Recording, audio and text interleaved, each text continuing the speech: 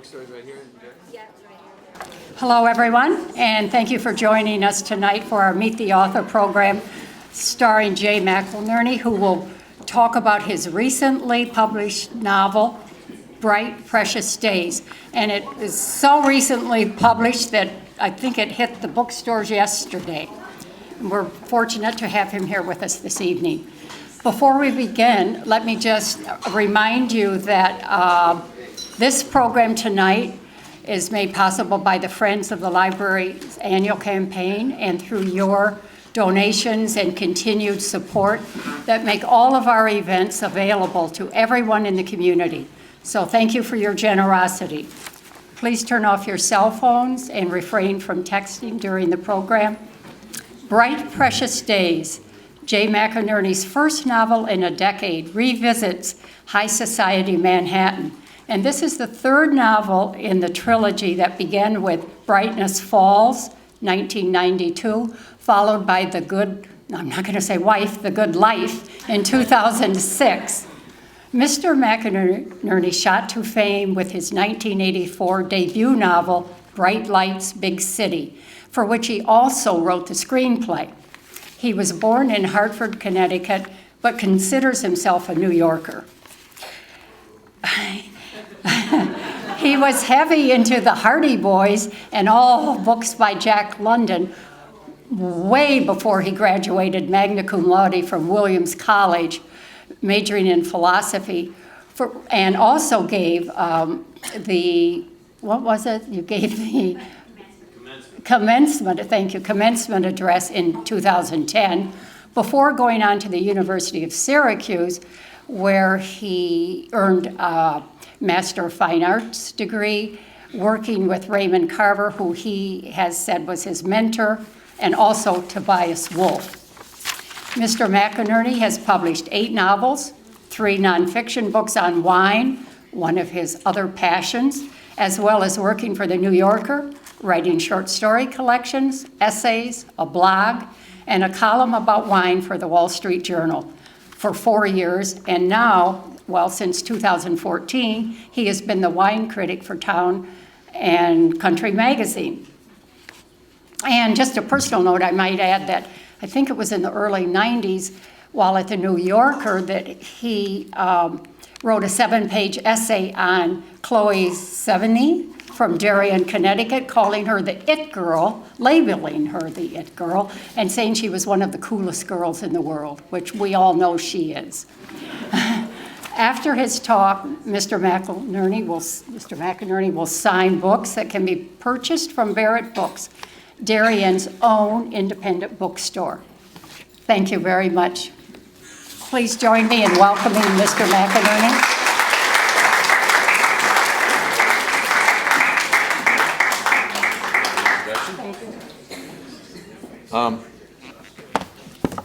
Yes, it's true.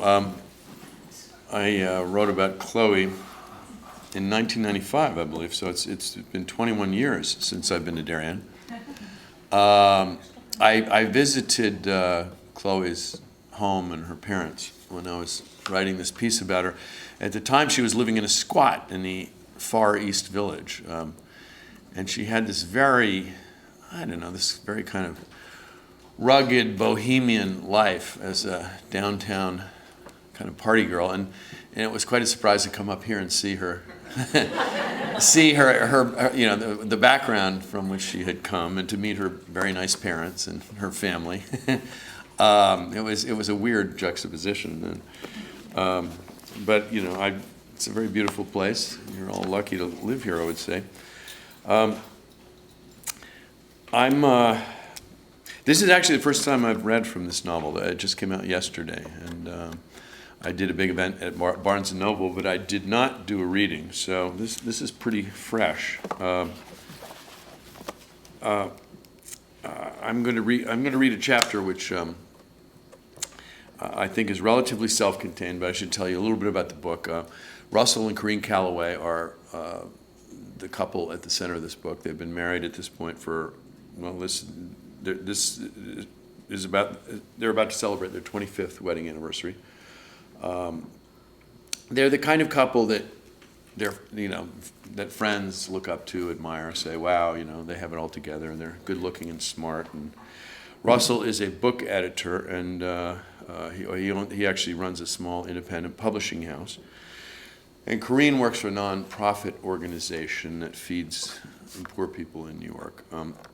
So they're very bright and privileged in one way, but they're sort of struggling to hang on in New York since they're not at the top end of the economic spectrum, and they have twin children, age 11 when we meet them here. I should mention that they are not necessarily the perfect couple because Corrine is engaged in an affair with a retired investment banker named Luke McGavick, and there's a reference to him here when Corrine runs into his ex-wife. Otherwise, I think this is fairly self-contained. Perhaps I should mention the book takes place in the years around the financial crisis. It starts in 2006, actually during the midterm elections, and it follows these characters through those years. They're all in one way or another affected by the virtual meltdown of the financial system. But this chapter is a bit of a comic interlude, I think. I hope. We'll see. I've never read it. The liger is a hybrid cross between a male lion, Panthera leo, and a tigress, Panthera tigris. Jeremy was reading aloud to his mother from Wikipedia, psyching himself up for the day's adventure to see an actual liger in the native habitat of one of the Wildlife Society's most generous benefactors. Thus, he read, it has parents with the same genus but of different species. It is the largest of all known extant felines. Ligers enjoy swimming, which is characteristic of tigers, and are very sociable, like lions. Ligers exist only in captivity because the habitats of the parent species do not overlap in the wild. Corrine's best friend, Casey, had 2 extra tickets to see the liger and its trainer in the Fifth Avenue townhouse of Minky Reichstoffel, who was president of the society. This beast had risen from obscurity into a kind of cult fame after being mentioned in Napoleon Dynamite, and the society was capitalizing on that interest. Indeed, the event had quickly sold out, drawing the otherwise jaded children of the with the 10021 zip code, who'd already seen plenty of lions and tigers and bears, oh my, and more than a few of whom had been on Abercrombie and Kent safaris in Kenya and South Africa. For Corrine's part, she couldn't help being reminded of Luke, who was, she knew, spending the week at his game park in South Africa, couldn't help conjuring a glimmer of communion in this Upper East Side expedition, or thinking about the email she'd write to him about it later. Much as Story had liked Napoleon Dynamite and its super nerd protagonist, she didn't want to go. It always made her sad to see wild animals in captivity. Corrine didn't bother to point out that the liger wasn't technically a wild animal, since she only had 2 tickets. She wondered, too, if there wasn't another point of reference in Story's refusal. She had entered a stage of acute social sensitivity, having recently complained about the snotty Upper East Side rich kids she'd encountered at a birthday party, and a Wildlife Society event would be largely composed of that species. Jeremy, by contrast, was excited from a zoological standpoint, relatively oblivious to the sociological implications. He was lying in bed with his laptop, his neck propped up on a pillow, reading everything he could find online. It doesn't say whether they're dangerous or not, he said. Well, I assume this one isn't too dangerous, Corrine said, or they probably wouldn't be bringing it into somebody's living room. He didn't seem entirely satisfied with the idea of a harmless liger. Lions are dangerous, and tigers definitely are. Well, personally, Corrine said, I'm going to sit as far away as possible. I might sit close to it, Jeremy ventured. Don't blame me if you both get eaten, Story said. No one's going to get eaten, Corrine said. I'll just stay home and watch Napoleon Dynamite instead, was Story's final comment. Spring had finally made its debut, and while Corrine had planned to take the subway, it seemed a pity to go underground, given this unaccustomed warmth and sunshine, so she grabbed a passing cab, reasoning that she'd already saved $2,000 on the tickets. When they arrived at the townhouse, a Beaux-Arts limestone edifice designed by McKim, Mead, and White, just a door in from Fifth Avenue in the park, Corrine realized that she'd been here once before, years ago, a wild night back in the 80s. Minky was a famous debutante who'd acquired her nickname shortly after she came out at the age of 17, and Town & Country announced that she owned 23 fur coats. She threw infamous parties and eventually spent the latter part of the 80s in rehab. After one of her stints at Silver Meadows, that's my name for Silver Hills, she publicly renounced her fur habit, selling off her coats at a well-publicized auction at Christie's and giving the proceeds to the people for the ethical treatment of animals.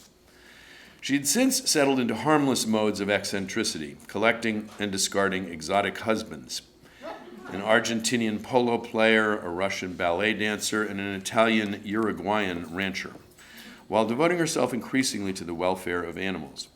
In addition to the Wildlife Society, she sat on the boards of the Central Park Zoo and the ASPCA, and she was the sole benefactor of an elephant sanctuary in Tennessee and a turtle refuge in Palm Springs. A lugubrious young Asian man in a black Nehru suit answered the door and beckoned them inside. The townhouse of her memory had been largely obliterated by a recent renovation, the gilt and ormolu stripped down and plastered over. In place of the former Baroque splendor was a Zen temple with an ornamental pool fed by a trickling bamboo spout on one side of the entry hall, flanked on the other side by a Ginkakuji-style rock garden, a stark rectangle blanketed with polished black stones the size of flattened quail's eggs. A Greek kouros stood in an alcove, a torso mounted on a steel rod, sans arms and legs and head, the lack of appendages in keeping with the minimalism of the decor, although the penis had somehow survived the millennia.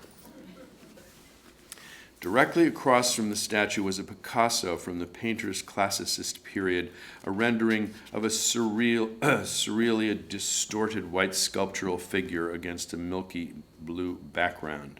Otherwise, the space was unblemished, a vast expanse of white wall and black marble floor, whose owner seemed to be boasting that empty space was the ultimate extravagance in this costly precinct of this expensive city. In the 80s, the entire neighborhood had been decorated like Versailles, but now it seemed to Corrine the au courant aesthetic model was the downtown loft, as if someone up here had noticed, or at least suspected, that the zeitgeist had moved south. The sole architectural feature of the entire floor was a massive rough-hewn staircase forged out of bronze, which seemed to dare the intrepid visitor to explore the upper reaches of the house. The man in black pointed out that there was also the option of an elevator at the far end of the hall. Corrine didn't choose her route fast enough to avoid Sasha McGavick, Luke's ex, who came in right behind her, heels clicking on the marble floor, towing by the hand her 6-year-old stepson, who, like a recalcitrant bulldog on a leash, was strenuously resisting forward motion. When she had started her dalliance with Luke, Corrine had been inordinately curious about Sasha. She was fairly certain Sasha didn't know she existed, but she followed her rival's social progress in the years since their divorce via the press and intermittent briefings from her friend Casey. And it wasn't unlike Sasha's current march through the entry hall, a triumph of will over not inconsiderable resistance. Her affair with the billionaire Bernie Melman, an open secret toward the end of her marriage, had ended in humiliating fashion. She confided to all of her friends that she fully expected him to initiate divorce proceedings against his wife once Her own divorce from Luke was final. In the meantime, Melman's wife decided to go public, slapping Sasha's face in the dining room of Le Cirque at lunch while advising her to, quote, stay the fuck away from my husband, unquote. This confrontation brought joy not only to the wives of the community, but also to hard-hearted gossip columnists, and the subsequent publicity seemed to mark a turning point in Bernie Melman's attitude toward his wife and his mistress. In the days after the slap fest, photographs of the Melmans engaged in public displays of affection appeared in Women's Wear Daily and the New York Post. Sasha compounded her disgrace by tearfully confronting Melman at the benefit for the Costume Institute at the Metropolitan Museum, whose theme that year happened to be dangerous liaisons, and demanding to know why he hadn't returned her calls. All this under the turned-up noses of Anna Wintour and Charlize Theron. Just when it seemed she had no choice but to get out of town, she appeared at the Robin Hood Gala on the arm of Nate Bronstein, who'd clashed with Melman on several corporate takeovers.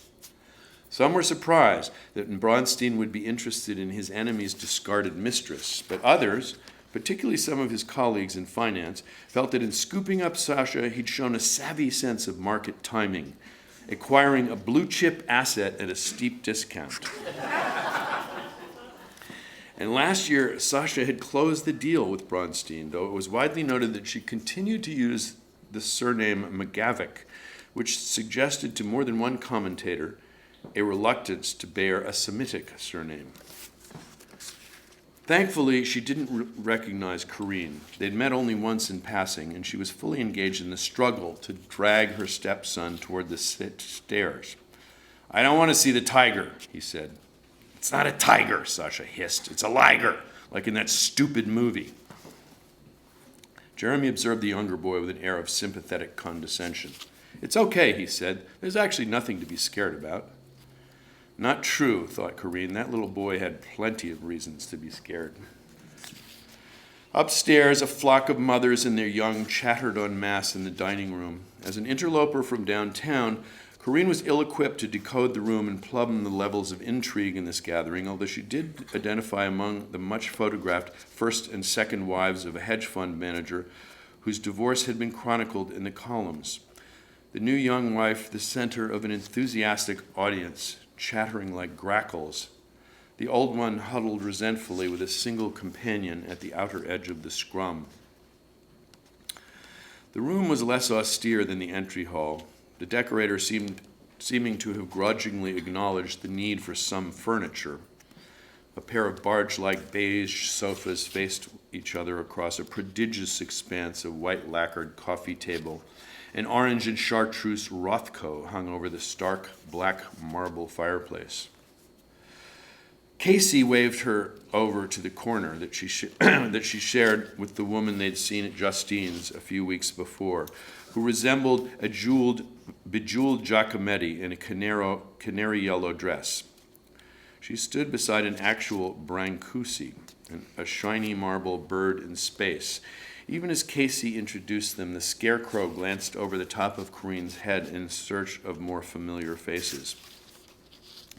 I can't thank you enough, Corrine told her friend. Jeremy's so excited. Her son nodded solemnly in confirmation, visibly flustered by the arrival of Casey's daughter, Amber, a budding beauty 3 years his senior. A quadruple threat, blonde, tall, and elegantly thin, she had in the past year sprouted perfect pear-shaped breasts. It hardly seemed fair, with all her other advantages, that she should look so good or that she could maintain an A average at Spence. She was destined, Corrine felt certain, to make some nice boy from Harvard or Princeton very miserable. You remember Jeremy, Casey said. Yeah, hi. Look, Mom, can we go to Jessica's house after this? Her dad has an advanced copy of Knocked Up, and we're going to watch it in the screening room. This is what? Her mom asked. A new movie? Amber rolled her eyes. It's the new Seth Rogen and Katherine Hagel, and it's not even in theaters yet. It's supposed to be really cool, Jeremy said, gazing up at Amber with fear and longing. I suppose that's fine, but not until after the presentation, and I want you to ask questions. Whatever. You know I hate that word.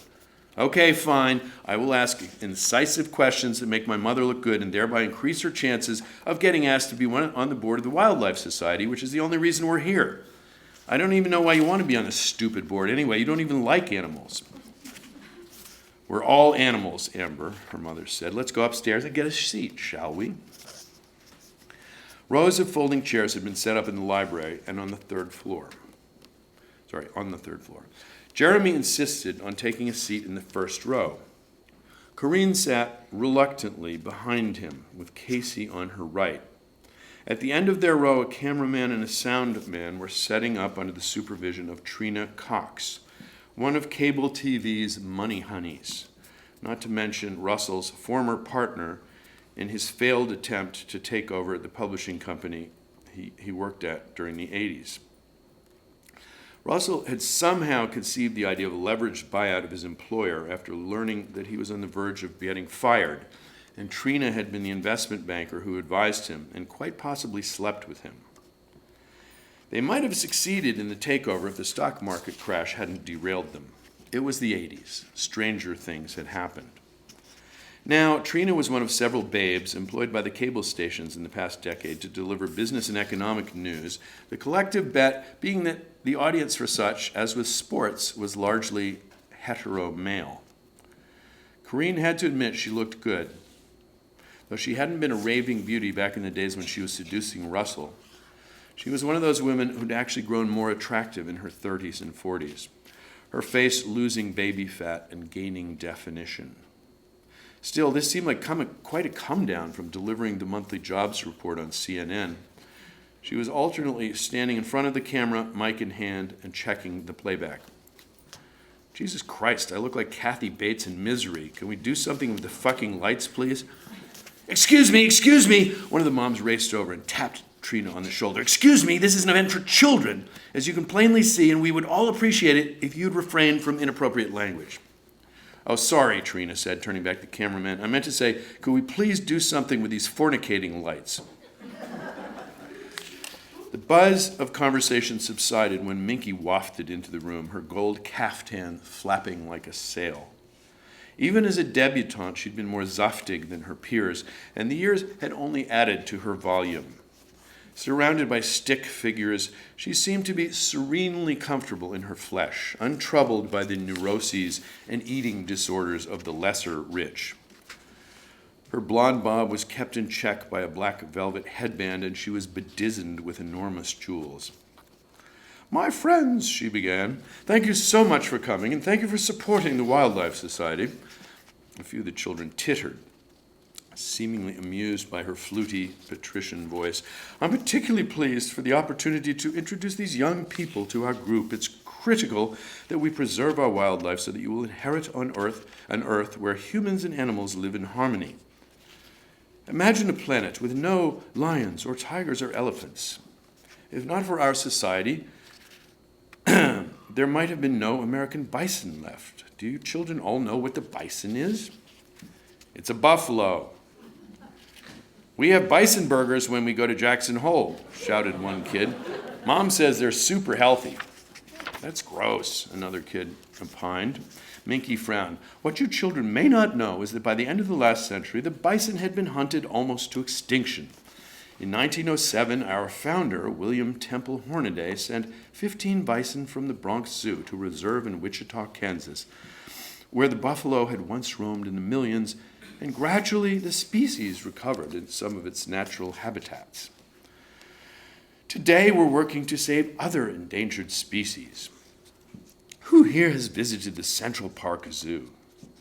A unanimous chorus of cheers and huzzas. And the Bronx Zoo? Only a trickle of affirmations followed this query. Well, today we have a very special visitor from the Bronx. Please welcome Lionel the Liger and his trainer, Dr. Michael Jost. All eyes turned toward the hallway, which was empty. A disembodied voice was exhorting the star attraction. Lionel! Lionel! Necks were craned, feet were scuffed. The tension was broken briefly by a pigtailed preschooler in a tartan jumper who said, Come on, Lionel, don't be afraid.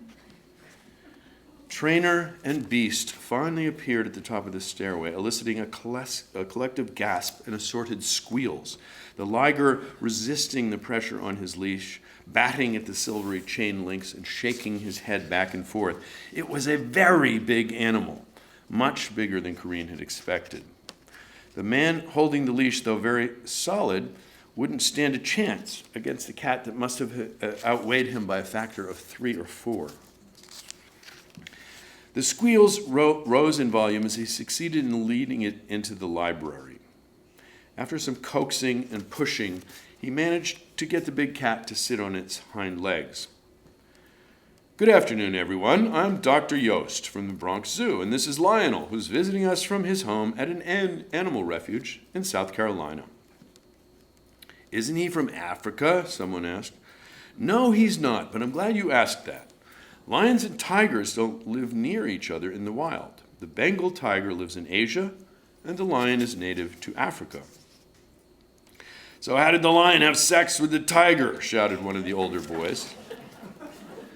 Dr. Yost waited patiently for the uproar to subside. Well, he said, in the case of Lionel's mom and dad, they were living together at the game refuge. His father was a lion and his mother was a tiger, and in fact, the liger shares traits with both of his genetic parents. Like tigers, they like to swim, and like lions, they're very sociable. But they're significantly bigger than either lions or tigers. They can grow almost twice as big. Whatever his parentage, Corrine didn't like the way the animal was looking at Jeremy. At first, she thought it was just her imagination, but when she studied her son, his eyes were locked on those of the cat, who was staring back at him disconcertingly. A late arriving mother and son were standing in the doorway, and Corrine decided to use this opportunity to get Jeremy out of the liger's direct line of sight by moving over to occupy empty seats near the end of the row. But the cat's gaze was still fixed on Jeremy when they settled into their new chairs, a fact that the trainer seemed to register. Stop tracking, he said, whacking the liger on the side of its neck.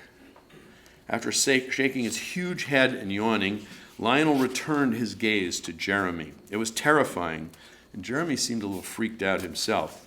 Mom, why is the liger staring at me? I'm not sure, honey. Dr. Yost continued his spiel.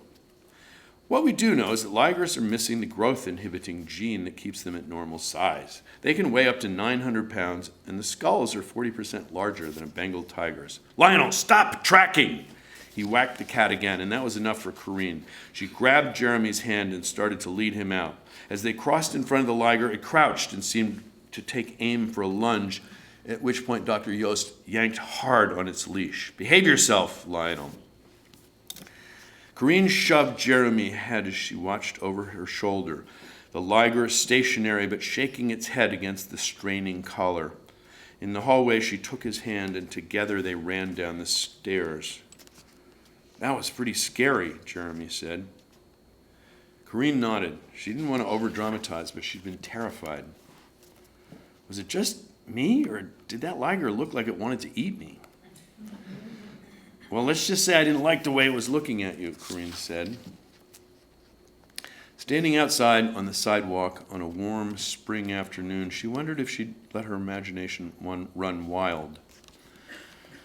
Just across the townhouse was a large trailer towed by a pickup truck with a Bronx Zoo logo. They crossed Fifth Avenue and walked down the park side under the porous canopy of just leafing tree branches.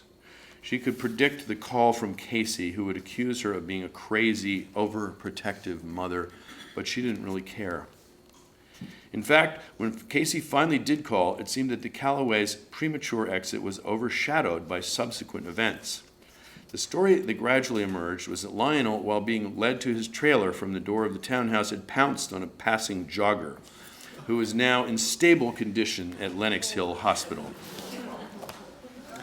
Well, that's it for the liger.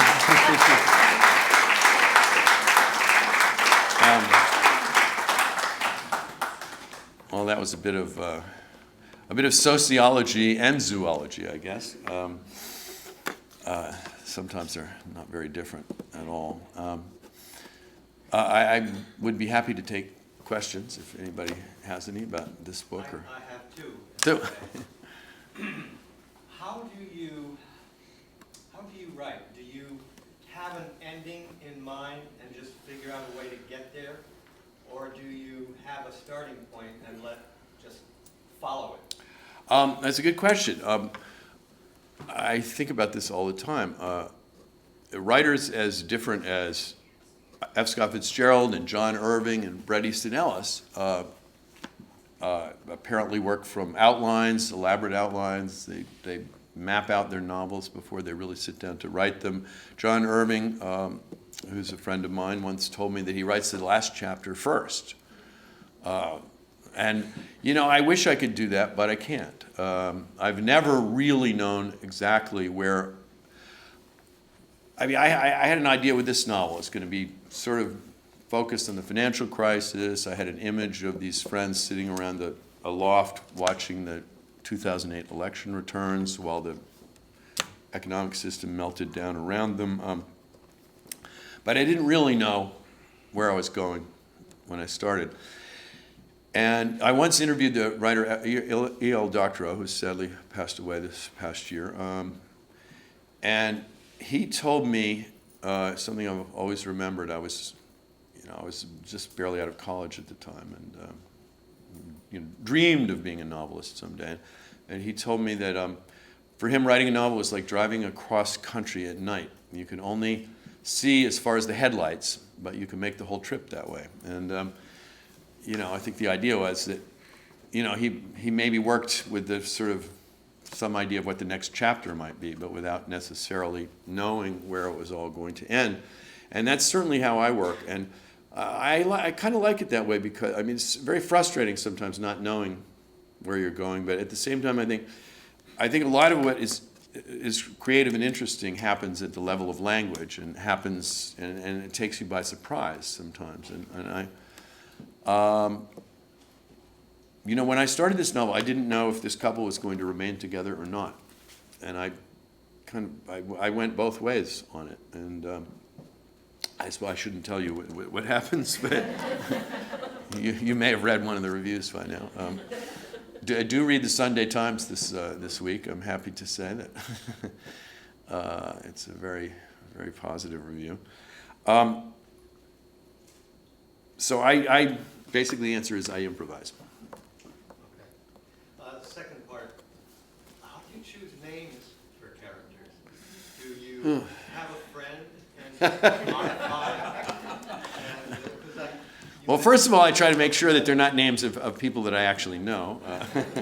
So it's kind of a negative process. But I tell you, sometimes when I'm stuck for names, and particularly when I'm writing about this particular milieu, we get a lot of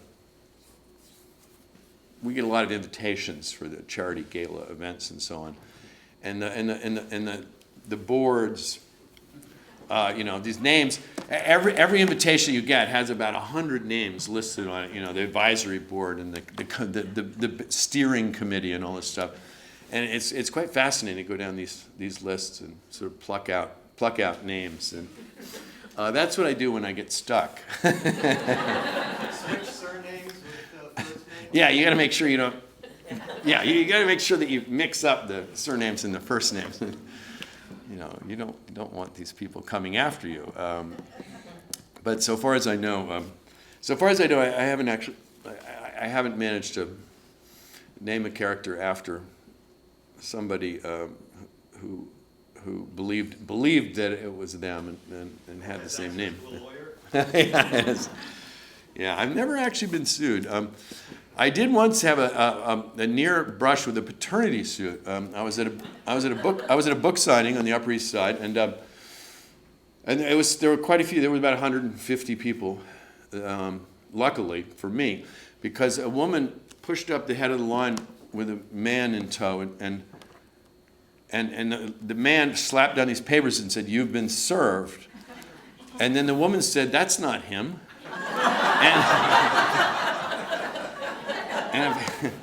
And apparently there had been somebody in Boston who'd been posing as me at the height of my fame, and and who had been behaving very badly indeed, and apparently impregnating women. And luckily for me, she said that's not him in front of 150 witnesses. So I was in the clear after that, but it was very, very disconcerting. Yeah. Are you consciously try to keep the same authorial voice through the 3 books? And to do that, did you go back and read the previous book? I did read the previous books. These books are actually told from they're sort of third person limited omniscient point of view, but each chapter is told from a different point of view. In other words, Russell and Corrine, the husband and wife, have almost equal time in terms of their point of view, and some of the other characters do as well. But yeah, I certainly hope the tone is consistent, and of course I had to reread the books to make sure I got, I don't know, like the ages and the birthdays and so on consistent. I think everything kind of tracks at this point. But this is, I think we mentioned, this is the third book in what obviously is now a trilogy. Who knows if I've already been asked whether I will revisit these characters again. I suppose part of the answer is we'll see how popular this book is. But I've been, I don't know, I've been sort of enamored of these characters, obviously, or I wouldn't have written about them 3 times. Yes? Can I ask 2 questions? Hmm? My first is, when you wrote Bright Lights, what possessed you to write that book in the second person? You seem very focused on this whole idea of point of narration, but what specifically inspired you to do that? It was amazing, by the way. I've never seen it executed. I don't know if I've ever seen it executed by anyone else. There aren't too many examples, and it was probably crazy to attempt it, but I think in the end it worked. What possessed me to write it in the second person was that I was actually I was at a nightclub one night, and I ran out of money and ran out of drugs, and had to walk home to my apartment in the East Village. But I remember right before I left the nightclub, I was standing looking at myself in the mirror in the bathroom, and I said to myself, "You're not the kind of guy who'd be at a place like this at this time of the morning, but here you are." And I was in a sort of dissociated state of mind where I just sort of heard myself talking to myself, and I thought, wow, that's kind of weird. And when I got home, I wrote that sentence down on a piece of paper and forgot about it for several months. And a few months later, George Plimpton from the Paris Review actually called me. I'd sent a short story to the Paris Review, and he called me and asked me if I had anything else before he made up his mind about the short story in question. And so after I got over the shock of George Plimpton calling me on the phone, I went through everything I'd written up to that point, and I realized that it was all derivative and inauthentic, and I was imitating other writers in each of these stories that I had written. Except that I came across this fragment of paper. It was actually about 3 or 4 lines that I wrote down, and they are precisely the 3 or 4 first lines of Bright Lights, Big City. I didn't change a word. And I found this scrap, and I said, "Wow, this sounds fresh. This sounds like me somehow."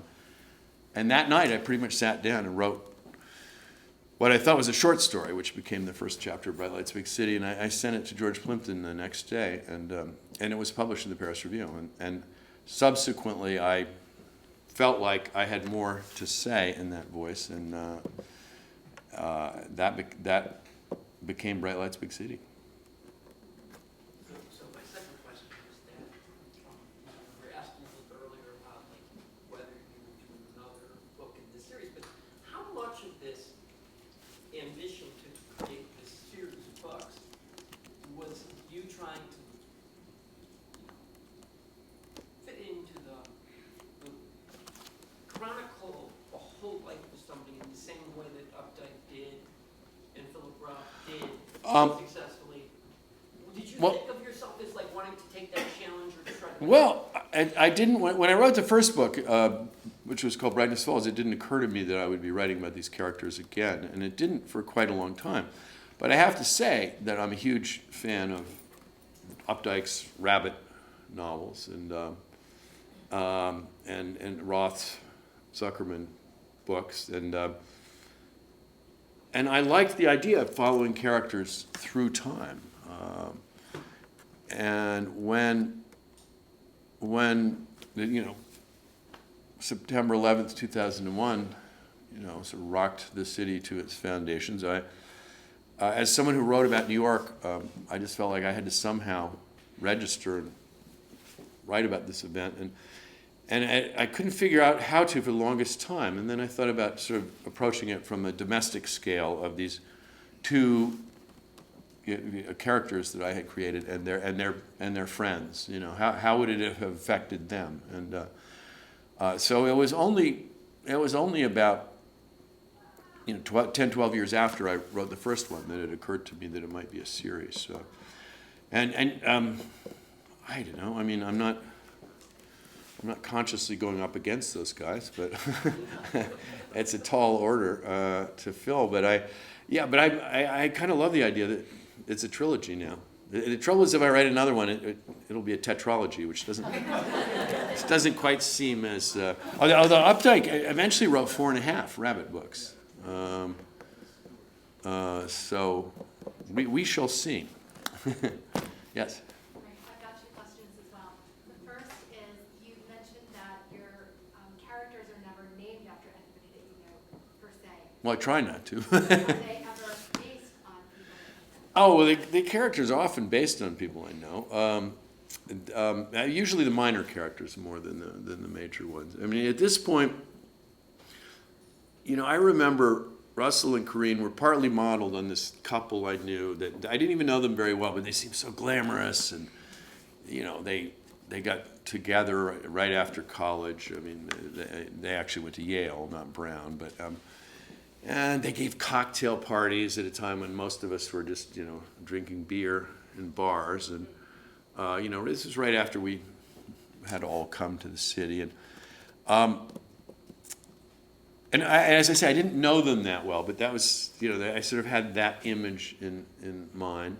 And I think that, Corrine was a little bit based on my second wife. I was married for the second time when I started writing this series. But at this point, all that's sort of, I've sort of forgotten it all, because to me they've become, completely autonomous characters. Russell has some of me in him, but he also, two of my best friends are editors, and I think I borrowed quite a bit from them initially, but I'm no longer making reference to those two people. One of whom is my editor. I've been lucky enough to have the same editor for my entire career. We met at Williams College, and I just had dinner with him last night.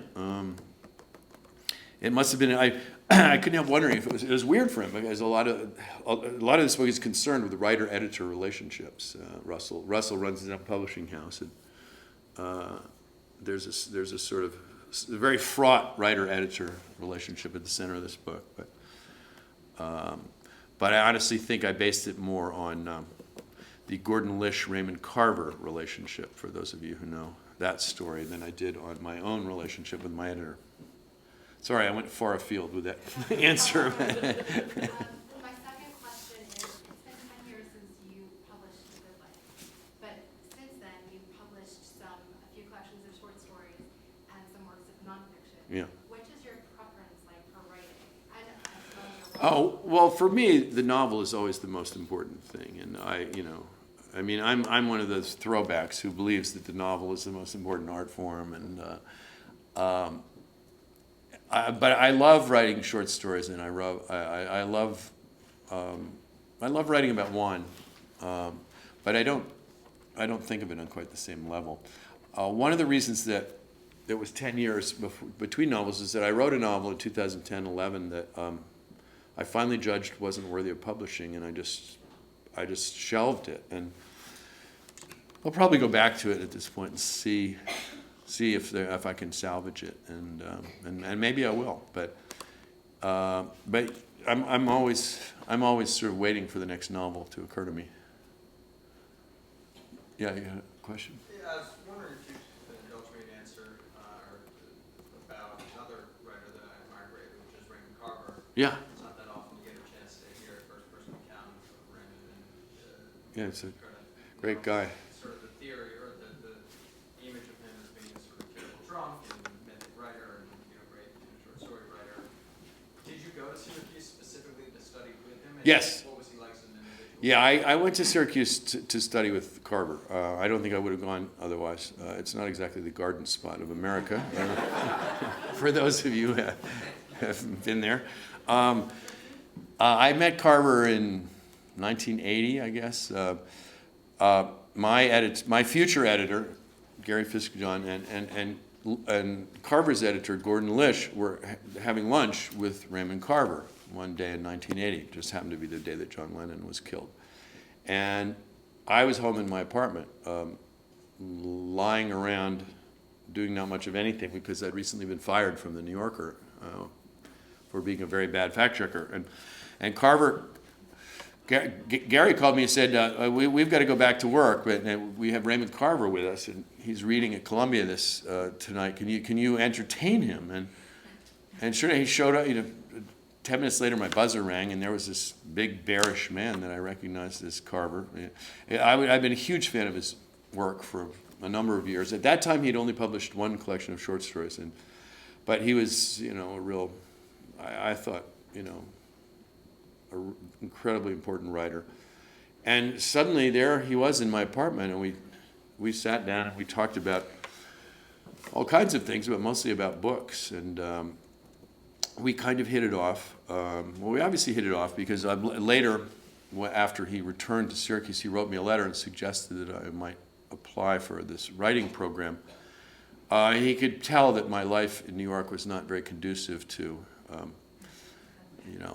to becoming a great novelist. I was living a pretty wild and unproductive life at that time, and so I did apply, and I went to Syracuse. I was there for 3 years. I actually lived right down the street from Carver, and I was fortunate enough to become pretty good friends with him. I think I met him just before. I met him right after he had stopped drinking, and before he became really famous. And so it was a good moment to kind of walk in the door, and because later Carver really kind of closed that door in a way. I mean, he just became very besieged by fans and people who wanted his time and so on. And so I was lucky. I got a lot of attention. I got to read some of his short stories in early drafts. He read mine. He was a great teacher. Well, he was a great teacher in the sense that he would read through my stories and he would say, "Why did you use this word? Why do you need this sentence?" And he made me think really hard about everything. And I still sometimes feel like he's sort of perched on my shoulder saying, why did you use the word earth when what you really mean is dirt? But yeah, he was a wonderful guy and a great influence, and sadly died at the age of 50. Too soon. Yes. I come from the world of book publishing. Ah. I've worked for 10 publishers, major ones, and I would love to know some of your interesting publishing stories. Interesting publishing stories. My goodness. I'm trying to. Well. I mean, I really only have my own experience to go on, and fortunately, my publishing experience has been really a good one. And I was very fortunate that the first house I submitted to, Random House, accepted my first novel. It didn't hurt that my best friend was there, but on the other hand, he was just an editorial assistant, so he had to pass it up the chain of command. I mean, I think the worst publishing story I've heard right now is a friend of mine had a book contract, a very big book contract for a novel that she submitted 3 times to her publisher that got rejected each time, and now she's in this terrible limbo of she doesn't quite know what to do because she's going to have to pay back a lot of money if they officially reject it, and she doesn't want to remind them of that. But on the other hand, she doesn't know how to go forward. I mean, that's a bad publishing story. Yes? Sell it to another publisher, give the money back. Well, I think she sold it. She sold it at a time when they were paying more. It's been like 6 or 7 years, and I think she fears that she may not get nearly as big an offer now. I have a question about the editors and what, some writers have their editors force things on them when they first come in, Faulkner and Kerouac, and then they come back later and publish the original novel the way they wanted to write it before the editor forced the changes on it. And then others don't have Thomas Wolfe and Maxwell Perkins had a lot of work between them. What's the most important things you got from working with your editor, no matter whether they wanted changes or not? Well, my editor is very activist. I mean, he writes notes all over the page, and I mostly I appreciate it because, I'm throwing a lot of stuff out there, and it doesn't all necessarily work. And also he's very meticulous about language, so he makes me question, my word choices and so on. Although sometimes I think he's a little ridiculous about saving 3 or 4 words at the expense of like destroying the rhythm of my sentence, at which point I say, it's not my job to save trees, I mean, my job is to write a musical, lyrical sentence that has its own internal logic. But he really helps me a lot in terms of just being a backboard and being a really intelligent critic before the fact, because once it's in this form, I can't take anything back. But at the end of the day, he has always said to me, from the very first book to this last one, it's your name on the cover. So I actually get final veto, and that's. But we argue fiercely sometimes, I mean, sometimes he just like ridicules some of my choices, and sometimes he's right. Yes. How did you make the leap from writing Bright Lights to writing a screenplay, which is completely different? Well, probably not very well is the answer. The question was, how did I make the leap from writing a novel to writing a screenplay? I did write the screenplay to Bright Lights, Big City, and I'm afraid that I might have been a little too faithful to the novel, since novels and movies are very different art forms. And I mean, the movie is okay. Personally, I think what the movie unfortunately is lacking, as many adaptations are, is the voice of the author. And to me, the most interesting thing about Bright Lights, Big City was the voice. And once you translate it into images, ideally you have, let's say, Mike Nichols, when he adapted The Graduate. The Graduate was a very, very good novel, actually written by another Williams graduate named Charles Webb. And it's not much remembered these days because the movie was so good. But Mike Nichols found a visual language that really elevated the story. Those underwater shots in the swimming pool and so many other things. And I think my director, number one, I wasn't a good enough screenwriter to really reimagine my story in images. And I don't think the director understood it well enough to do the same thing either. So I don't think the novel is, or I don't think the movie is entirely successful. And I don't know if anybody here has seen it. It still gets played on HBO all the time. But I was much more successful with one that I wrote about 10 years later, which is called Gia, which was Angelina Jolie's first big role. And it was the first original HBO production. Before that, HBO had just been a cable channel replaying movies that were already made. And I feel like I did a much better job with that one. Yes? What are some recent novels that you've really enjoyed that you have liked and Well, my mind often goes blank at that kind of question, but I actually have 2 in mind that are both New York novels. First novels, one is called Sweet Bitter by a woman named Stephanie Danler. It's just a beautiful, beautiful coming-of-age novel. I'm proud to say that she has acknowledged in a lot of interviews that Bright Lights was a big inspiration for her. But it's it's entirely original and fascinating, and it's a young woman coming to New York, working at Union Square Cafe, and discovering, love, sex, white truffles, and Gevrey Chambertin, and she's a very fine writer. I look forward to her next book. Also, it's just come out in paperback, City on Fire by Mark Risk-Halberg. Really big, ambitious social novel set in New York, 1976, when the city was completely falling to pieces, and the bulk of the novel set during the blackout of '76. Interesting, since the author's 33 years old. I don't think he was even born in '76, but those are two books that really struck me this year. I mean others, but that's. We have time for two more questions. Two more questions. Any more? Yes. So, the philosophy majors undergrad at Williams, so you emerged from Williams and you want to be a novelist. It was. Are these archetypes, this couple, 3 novels for things you wanted to say, is that you're working things through a marriage? Well. Intimacy of a marriage, 2 people, but broader themes. What is this?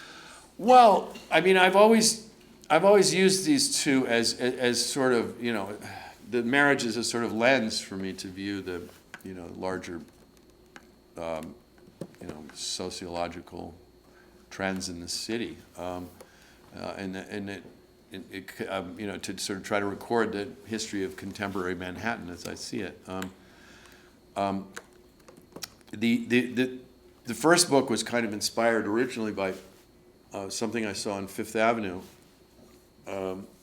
Back in 1989, I was standing on Fifth Avenue, and across the street I saw Ron Perlman, the billionaire, standing next to a homeless guy with a bag of cans, and I just recognized him because he was on the cover of Fortune or something like that, and I thought, wow, this is New York, and so I decided at that point. I was reading like Balzac and Thackeray, and so I wanted to kind of write a big panoramic novel, and I thought I want to write a novel with both of those characters in it, the homeless guy and the billionaire. But I needed the sort of every man and woman to hold them together. I mean, and that was where I came up with the idea of. I thought, oh yeah, I'll use that couple that I created in that short story, a short story called Smoke, which was the first thing I wrote after Bright Lights, Big City, and then I just became fascinated by.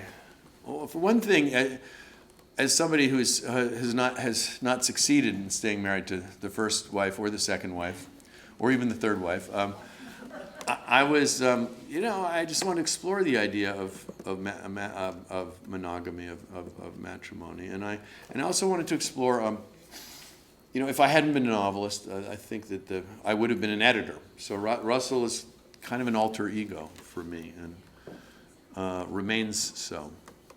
I don't know, I hope that answered your question. One more? Or that could be the last. That will be the last. All right. Well, thank you all for coming.